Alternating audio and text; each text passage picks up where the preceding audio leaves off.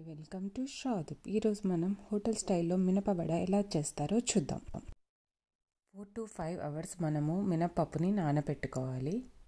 నానబెట్టుకున్న మినపప్పుని మనం మిక్సీలో వేసుకొని మెత్తటి పేస్ట్ లాగా చేయాలి. దీనికి చల్లనీళ్ళు యూస్ చేస్తే అప్పుడప్పుడు కొంచెం చల్లనీళ్ళు యూస్ చేసి పేస్ట్ చేస్తే థిక్ పేస్ట్ లాగా చేయాలన్నమాట.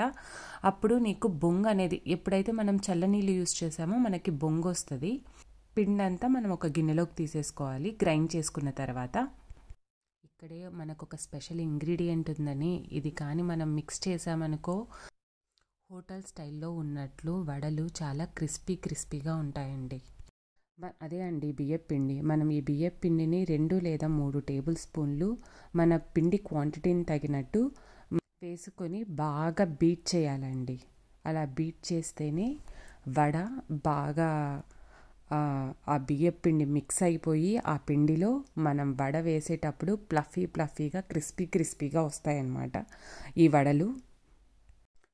తర్వాత 1 టేబుల్ స్పూన్ జీలకర్ర, 1 టేబుల్ స్పూన్ మిరియాలు, ఉంటే కరివేపాకు అది కూడా వేసుకొని బాగా మళ్ళీ ఇంకొకసారి ఒక 2 to 3 టైమ్స్ బీట్ చేసి ఈ మొత్తం మిశ్రమాన్ని మనం ఒక అరగంట ఫ్రిడ్జ్లో పెట్టాలి.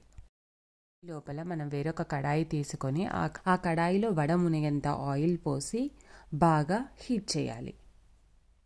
ఆయిల్ బాగా వేడెక్కిన తర్వాత దాన్ని లో ఫ్లేమ్లో పెట్టుకొని వడలు వేసుకోవాలి. దాని తర్వాత వడలు వేసుకున్న తర్వాత మీడియం ఫ్లేమ్లో వడలు కాల్చుకోవాలి. సో నాకు వడ చేత్తో వేయడం రాదు. సో దీనికి నేను టీ వడగట్టుకుండే ఆ గెంటతో నేను బ్యాక్ సైడ్ తిప్పించి నేను వడలు వేస్తున్నాను. మీడియం ఫ్లేమ్లోనే కాల్చుకుంటే చాలా రెడ్గా కాలుతాయి అండ్ క్రిస్పీగా ఉంటుంది వడ. అంతే అండి, సింపుల్ హోటల్ స్టైల్లో ఎంతో టేస్టీగా ఉండి మినపవడ రెడీ.